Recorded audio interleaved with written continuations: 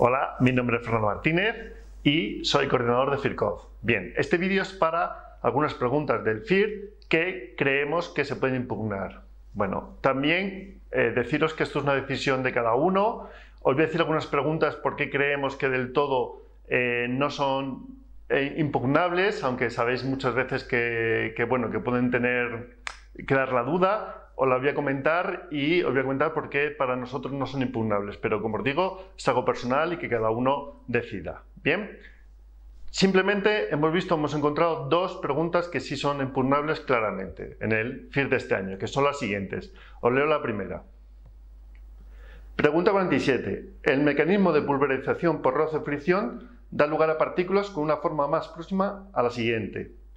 Bien, esférica, acicular, elisoide, dendrítica. Bien, en este caso consideramos que esta pregunta se puede impugnar porque lo normal es que se produzcan partículas de forma esférica. Lo podéis encontrar, os dejo aquí la bibliografía, en el famoso JATO, que es como la Biblia de tecnología de Galénica, ¿vale? Creo recordar página 384, por ahí. Bueno, os lo dejo aquí, como digo, la bibliografía. Bien, pasamos a la siguiente pregunta.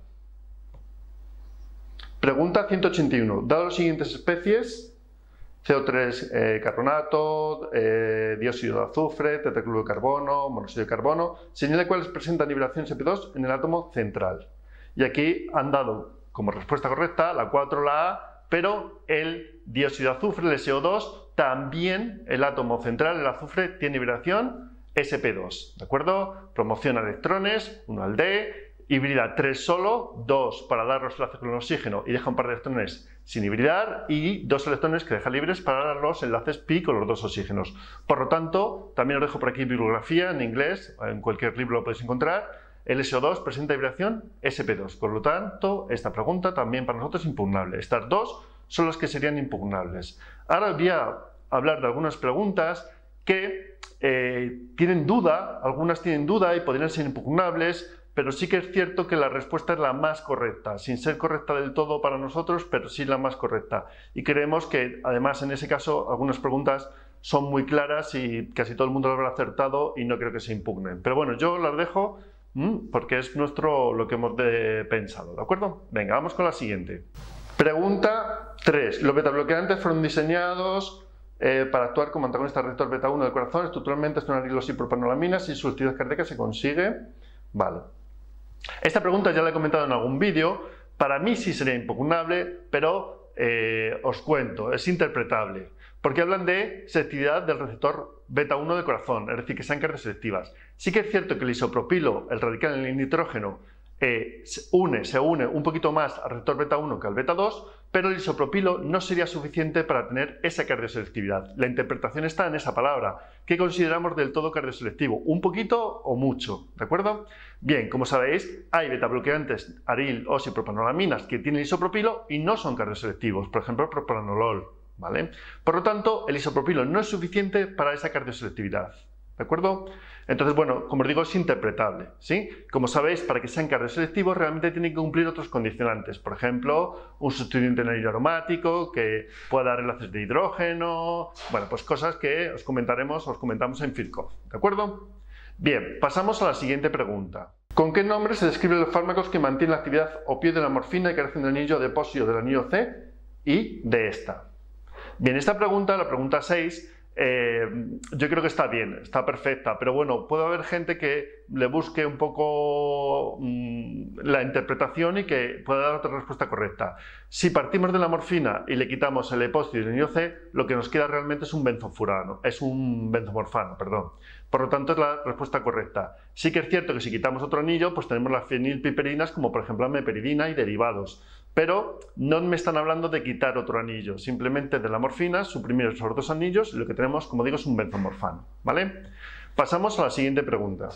Pregunta 45. ¿Qué finalidad tienen los sistemas de vectorización activa de fármacos? Respuesta 3. Dirigir la liberación del fármaco en un órgano determinado basándose en técnicas de micro o nanoencapsulación.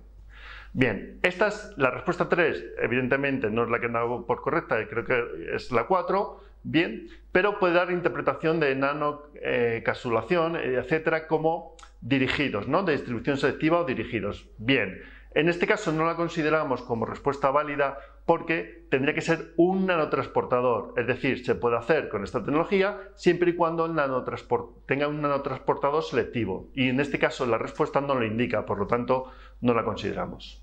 Pasamos a la siguiente pregunta.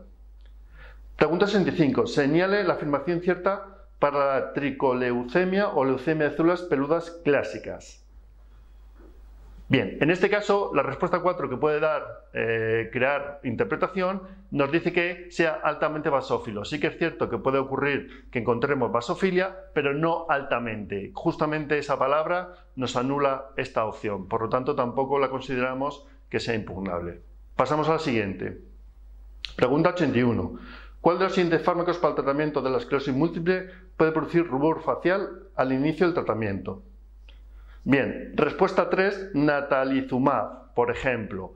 No es la respuesta que han dado como correcta, la respuesta número 1, y esta también es un poco interpretable. Sí que es cierto que la AEMS, la Agencia Española del Medicamento y Productos Sanitarios, si encontramos en la ficha técnica de este fármaco, encontramos que puede producir, y lo consideran como frecuente, 1 cada 10 personas, el rubor facial, pero no nos dice que es al comienzo del tratamiento, no especifica. Y también en la tabla, si busquéis una tabla, aparece la rubefacción como uno de los efectos secundarios.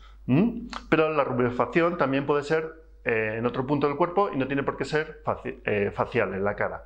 Por lo tanto, también es un poco interpretable, pero realmente consideramos que es muy difícil de impugnar. Bien, pero una vez más os digo, el que lo considere, pues que lo luche y lo pelee y lo intente impugnar, ¿vale? Bien, pasamos a la siguiente. 104. ¿Cuál de los siguientes es una reacción metabólica de fase 1? Bueno, esta es una pregunta que casi nadie habrá impugnado porque la respuesta 1, la desulfuración, sabéis que es de fase 1 y está bastante clara. Aquí encontramos una respuesta que es dudosa, que es la 4, que es la descarboxilación. La descarboxilación en los libros, las fuentes que podemos encontrar bibliográficas, no encontramos ni que se coloque ni de fase 1 ni de fase 2, es decir, está ahí como en una especie de limbo. Sí que es cierto que es un proceso en el que se descarboxila una molécula, podría entrar más en fase 1 que en fase 2, pero también es cierto que hay procesos en donde puede haber una descarboxilación, que es pasar un grupo CO2 ácido de una molécula o de un compuesto a otro, y que algún autor la considera como fase 2. Por lo tanto, esta será muy interpretable y consideramos que no es impugnable porque la respuesta 1 sería la más correcta, ¿vale?